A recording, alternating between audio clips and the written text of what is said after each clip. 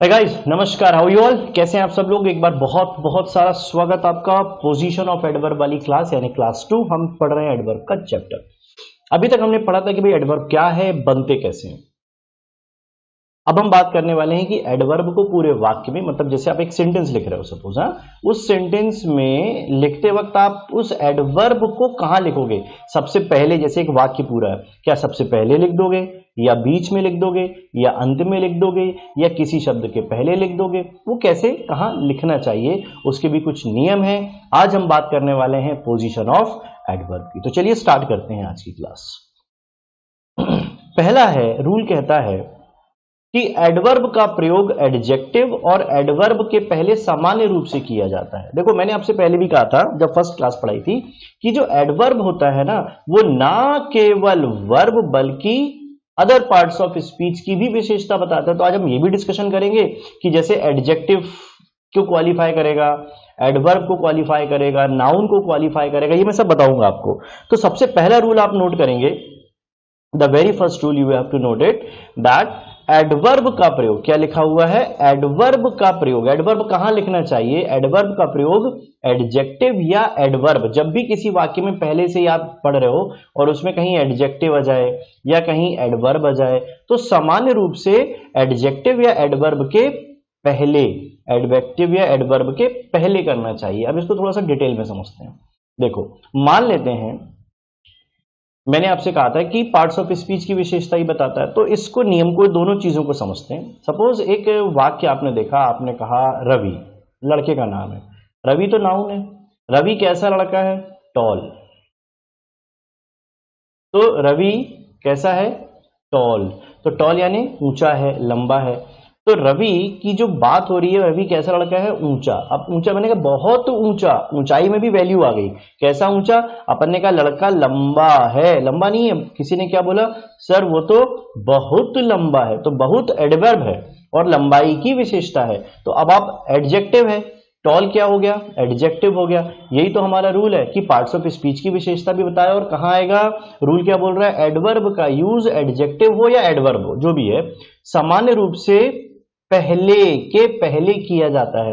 तो अब टॉल की विशेषता बतानी है, मान लेते हैं मैंने ये मैं हटा देता हूं ताकि आपको समझना आसान पड़े, ठीक है।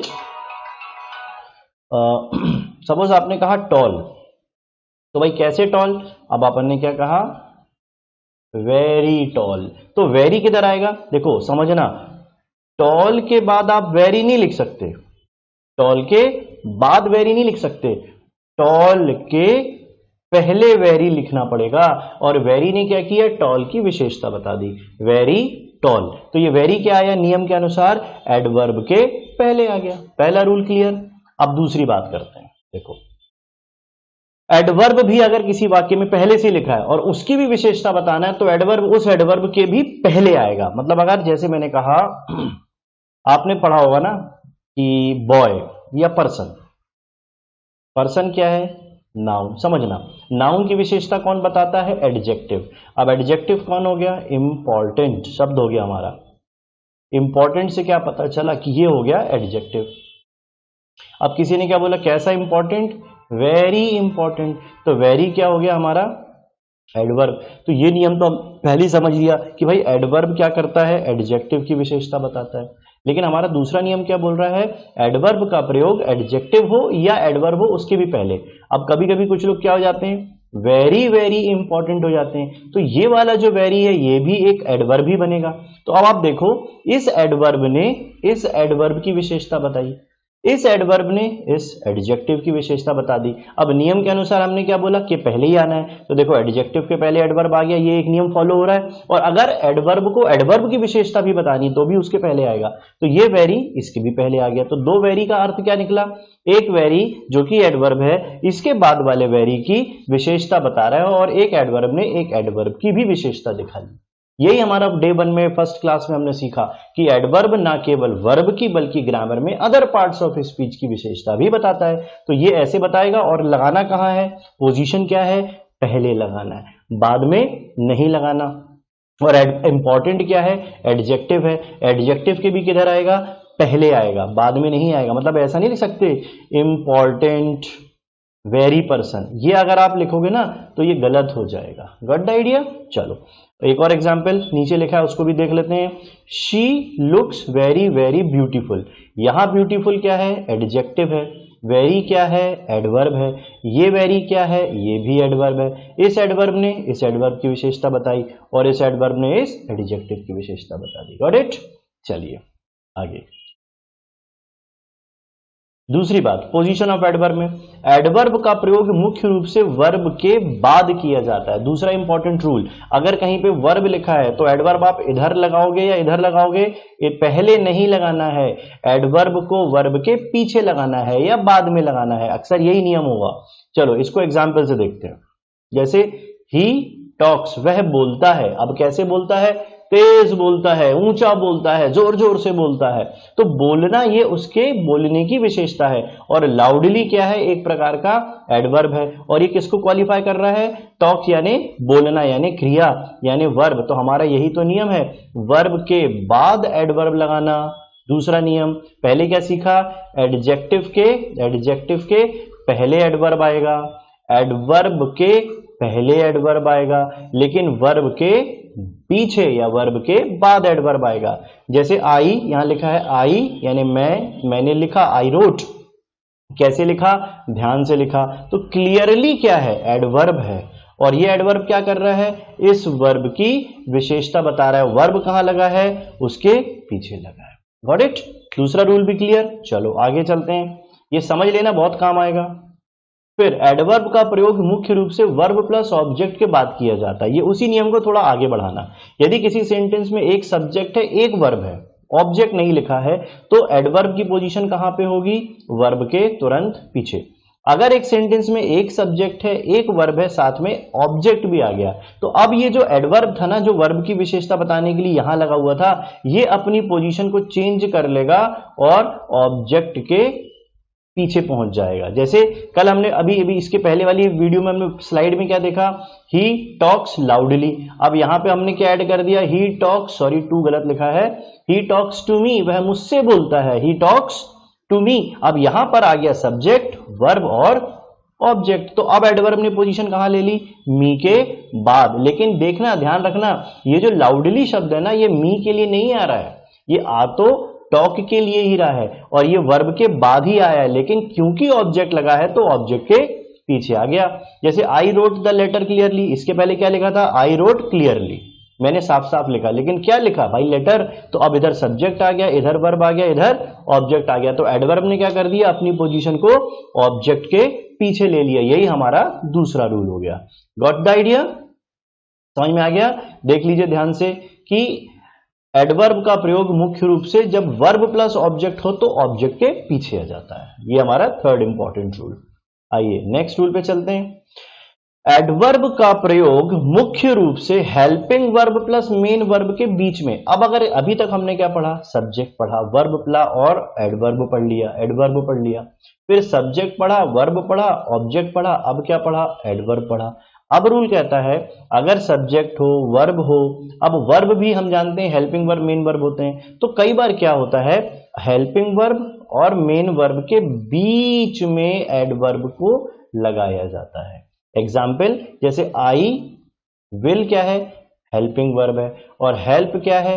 मेन वर्ब है। यू तो ऑब्जेक्ट है, तो I will definitely help you. Definitely मतलब पक्के रूप से। ये एडवर्ब ऑफ हमने पढ़ा था ना, मैनर में इसमें डिटर्मिनेशन के बारे में बात आई थी कि बहुत डिसीजन लेने वाली जब बात आती है तो डेफिनेटली श्योरली वर्ड आते हैं, हमने फर्स्ट वीडियो में पढ़ा है।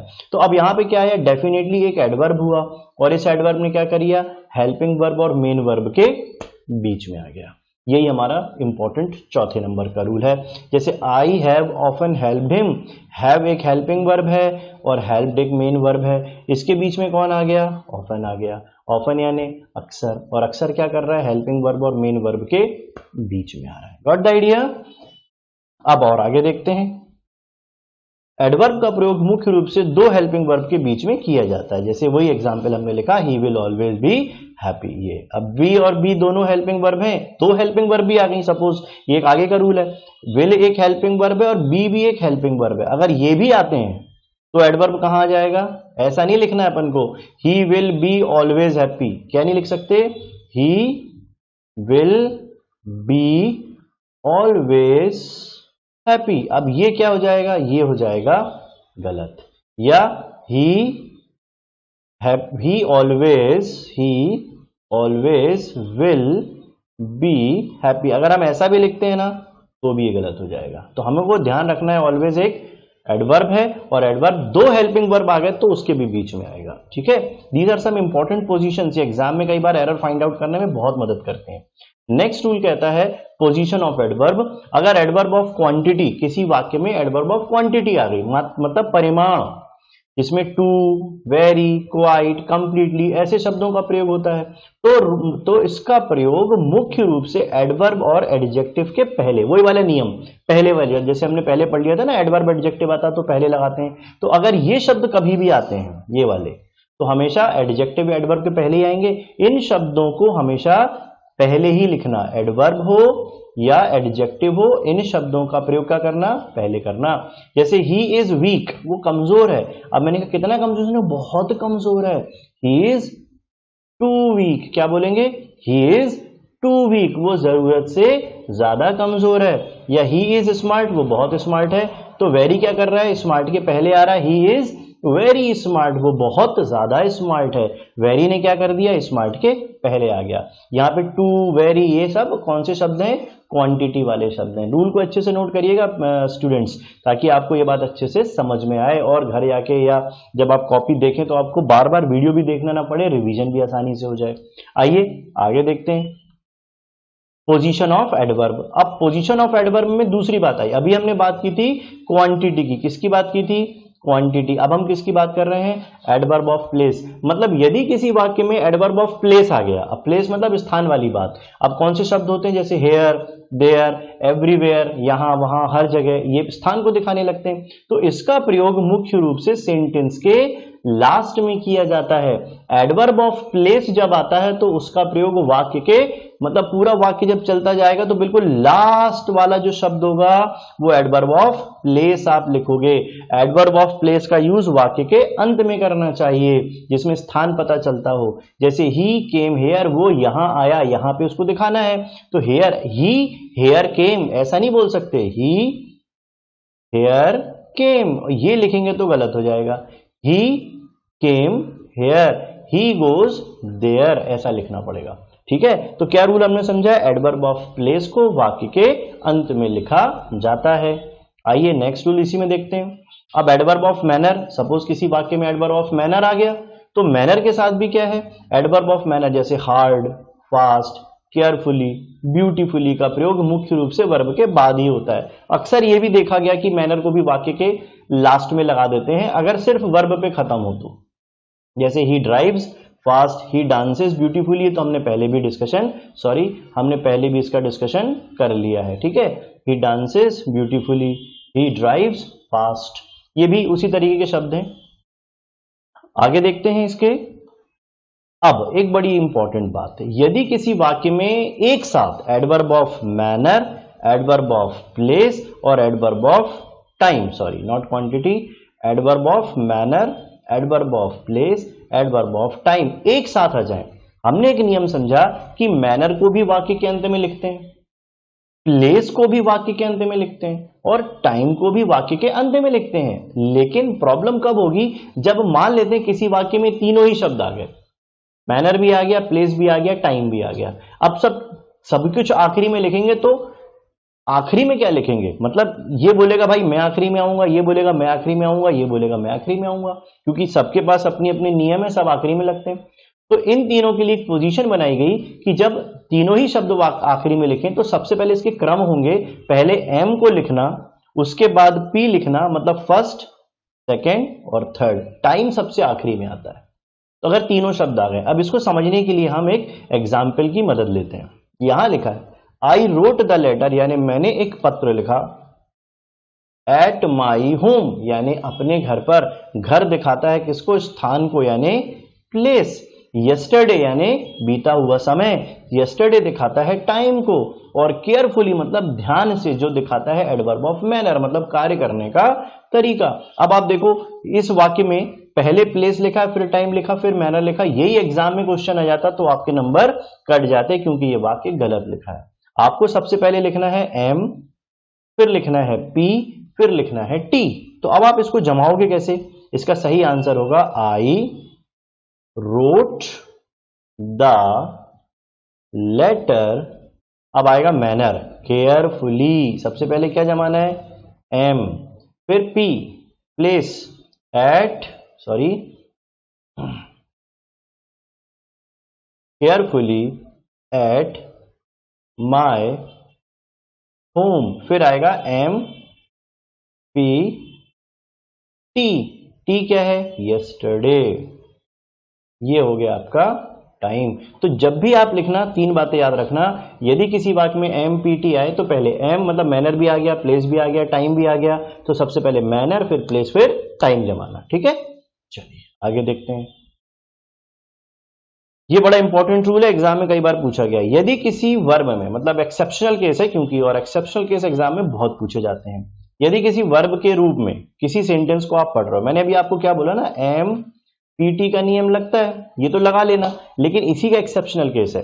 अब आपने कोई सेंटेंस पढ़ा, कोई भी सेंटेंस आप पढ़ रहे हो, उस सेंटेंस को पढ़ते हुए उसमें जो वर्ब होगी ना, जो वर्ब होगी, यदि वर्ब के रूप में कम, गो, अराइव, एंटर यानी आने या जाने वाले क्रिया रूप के शब्द, आना, कम यानी आना, गो यानी जाना, इस वर्ब से संबंधित शब्द मिल जाएं, तो एडवर्ब ऑफ प्लेस और एडवर्ब ऑफ मैनर का प्रयोग एक साथ करना हो तो पहले, अभी नियम क्या था, मैनर, प्लेस, टाइम, लेकिन अगर ये शब्द आ गए तो आप मैनर के बाद प्लेस नहीं बल्कि प्लेस फिर मैनर लोगे, ये नियम उल्टा हो जाएगा। कब होगा? जब किसी भी वाक्य में कम, गो, अराइव, एंटर जैसे शब्दों का प्रयोग किया जाए, तब कौन से शब्दों का प्रयोग करना हो? कम, गो, अराइव, एंटर, इन शब्दों का प्रयोग करना हो तब। तो आपको क्या करना पड़ेगा? पहले प्लेस फिर मैनर, पहले प्लेस फिर मैनर, ना कि पहले मैनर फिर प्लेस, पहले प्लेस फिर मैनर। एक्सेप्शनल केस याद रखना। अब जैसे रवि वेंट गो का फॉर्म है, go, went, gone second third form. Ravi went secretly there, गलत, सीक्रेटली मैनर है और देयर प्लेस है, गलत। रवि वेंट देयर, देयर क्या हो गया? प्लेस, सीक्रेटली हो गया मैनर। यही हमारा इंपॉर्टेंट नियम है। ठीक है, तो पहले क्या जमाना? प्लेस, फिर जमाना मैनर। कब? जब किसी वाक्य में जो वर्ब है वो कम और गो से रिलेटेड हो। ठीक है, आई बात समझ में? अच्छा, एक चीज और मैं समझा दूं, मैंने आपसे कहा था कि भाई एडवर्ब ना केवल वर्ब की बल्कि अदर पार्ट ऑफ स्पीच की विशेषता बताता है, तो पोजीशन में काफी बातें क्लियर हुई, कुछ कुछ बातें और बताता हूं। जैसे एडवर्ब क्या करता है, ये अलग से बता रहा हूं। एडवर्ब क्या करता है? कंजंक्शन की विशेषता भी बता देता है। कंजंक्शन क्या होता है? संयोजक, दो वाक्यों को जोड़ने वाला। जैसे एक एग्जांपल लेते हैं, he laughs, he LAUGHS, he laughs because he looks funny, ले लेते हैं, he looks funny। अब यहां पे he laughs because, क्योंकि यहां से he laughs भी एक वाक्य बनता है, वह हंसता है, और he looks funny मतलब वह मजाकिया दिखता, देखा जाए तो दो वाक्य हैं, इनको जोड़ कौन रहा है? बिकॉज। अब हमने कहा एडवर्ब पोजीशन, अब एडवर्ब कंजंक्शन की विशेषता दिखा लेगा, कैसे दिखाएगा? वह, उसने कहा वह हंसता है क्योंकि वो मजाकिया दिखता है, उसने कहा वह केवल तब हंसता है, तो ही लाफ्स मैंने लिख दिया ओनली बिकॉज। तो ये जो ओनली है ना, ये इस बिकॉज की वजह से ही आ रहा है, और ओनली लगा कहां है? कंजंक्शन के पहले। तो एडवर्ब कहां लगता है जब कंजंक्शन की बात आए? तो कंजंक्शन, एडवर्ब जो है वो कंजंक्शन के पहले लगाया जाता है, और इस वाक्य से पता चलता है कि एडवर्ब जो है वो कंजंक्शन की विशेषता भी दिखा लेता है। आई बात समझ में? अब मैं आपको बताता हूं नेक्स्ट पॉइंट कि एडवर्ब जो है ना वो प्रीपोजिशन की विशेषता भी, प्रीपोजिशन, वो प्रीपोजिशन की विशेषता भी दिखा लेता है। प्रीपोजिशन की विशेषता कैसे दिखाएगा? जैसे मान लेते हैं, मैंने कहा I am standing under the fan. मैंने कहा मैं, जैसे पंखा लगा हुआ है और मैं पंखे के ठीक नीचे खड़ा हूं, तो मैंने कहा मैं पंखे के नीचे खड़ा हूं। अब किसी ने कहा मैं पंखे के नीचे नहीं खड़ा हूं, मैं पंखे के ठीक नीचे खड़ा हूं, ठीक नीचे। तो I am standing under. Under इसमें क्या है? प्रीपोजिशन। अब मैंने आपसे क्या कहा कि एडवर्ब जो है वो प्रीपोजिशन की विशेषता भी दिखा लेगा, तो कैसे दिखाएगा? ठीक पहले आके। तो आई एम स्टैंडिंग जस्ट या exactly, EXACTLY, exactly under the fan. तो ये जो एग्जैक्टली है ना, ये अंडर की वैल्यू दिखा रहा है, अंडर के बारे में बता रहा है, और अंडर क्या है? प्रीपोजिशन है। तो हमारे इस पॉइंट से पता चलता है कि एडवर्ब प्रीपोजिशन की विशेषता भी बता सकता है। अब मैं आपको बताता हूं, देखो हमने एडजेक्टिव के बारे में पहले सीख लिया, एडवर्ब के बारे में सीख लिया, वर्ब के बारे में सीख लिया, प्रीपोजिशन के बारे में समझ लिया, कंजंक्शन के बारे में समझ लिया, एक नाउन के बारे में भी समझते हैं कि भाई नाउन की विशेषता कैसे बताता है। वैसे मुख्य रूप से नाउन की विशेषता बेटा एडवर्ब नहीं बताता है। नाउन की विशेषता अगर कोई बताता है तो वो होता है एडजेक्टिव, उसी के पास अधिकार है पूरे। लेकिन कुछ परिस्थितियों में एडवर्ब भी नाउन की विशेषता बता लेता है। एक एग्जाम्पल बताता हूं मैं, जैसे Ravi has passed the exam, Ravi has passed the exam, यानी रवि ने एग्जाम पास कर लिया। तो रवि ने पास किया, रवि नाउन है यहां पे। अब मैं क्या बोल रहा हूं? ओनली रवि, केवल रवि ने। तो ये ओनली है ना, वो रवि के बारे में है और नाउन है रवि, तो ओनली कहीं ना कहीं नाउन की विशेषता बता लेता है। अब रवि अगर नाउन है तो प्रोनाउन भी कर सकते हैं, ओनली ही लगा दो तो रवि ने लिख के ही लिख दो, ही क्या हो गया? ही प्रोनाउन हो गया।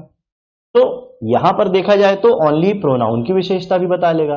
तो एक नियम के अनुसार क्या हो रहा है? एडवर्ब नाउन की विशेषता दिखा सकता है, एडवर्ब प्रोनाउन की विशेषता दिखा सकता है, एडवर्ब वर्ब की विशेषता दिखाता है, वर्ब के पीछे आता है, बाकी सभी में पहले आ रहा है। देखो एक खास बात आपको एक और हिंट यहां पे मिलता है कि जब एडवर्ब ने नाउन की विशेषता, प्रोनाउन, एडजेक्टिव, एडवर्ब, कंजंक्शन और प्रीपोजिशन की विशेषता दिखाई तो हर बार वो कहां आ रहा था? पहले। लेकिन जब वर्ब की विशेषता दिखाई तो कहां पे आया? वर्ब के पीछे। यही फर्क है, आपको दिमाग लगाना है। और कुछ पॉइंट्स मैंने आपको एक्सेप्शनल केस के साथ बता दिए। हमेशा ध्यान रखिए ये पॉइंट बहुत इंपॉर्टेंट थे जो क्लास हमने आज पढ़ी। तो आई थिंक आपको पोजीशन और कैसे वैल्यू दिखाता है ये भी इस पॉइंट में, इस लेक्चर में क्लियर हो गया। अब नेक्स्ट वीडियो में हम सीखेंगे इंपॉर्टेंट रूल ऑफ एडवर्ब, यानी एडवर्ब के विशेष नियम या मुख्य नियम जो एग्जाम में मुख्य रूप से पूछे जाते हैं। तो बने रहिए हमारे चैनल के साथ और पढ़ते रहिए। Stay well, stay happy. और थर्ड वीडियो में मैं बताता हूं इंपॉर्टेंट वीडियो। तब तक के लिए पढ़ते रहिए और जय हिंद, बाय बाय।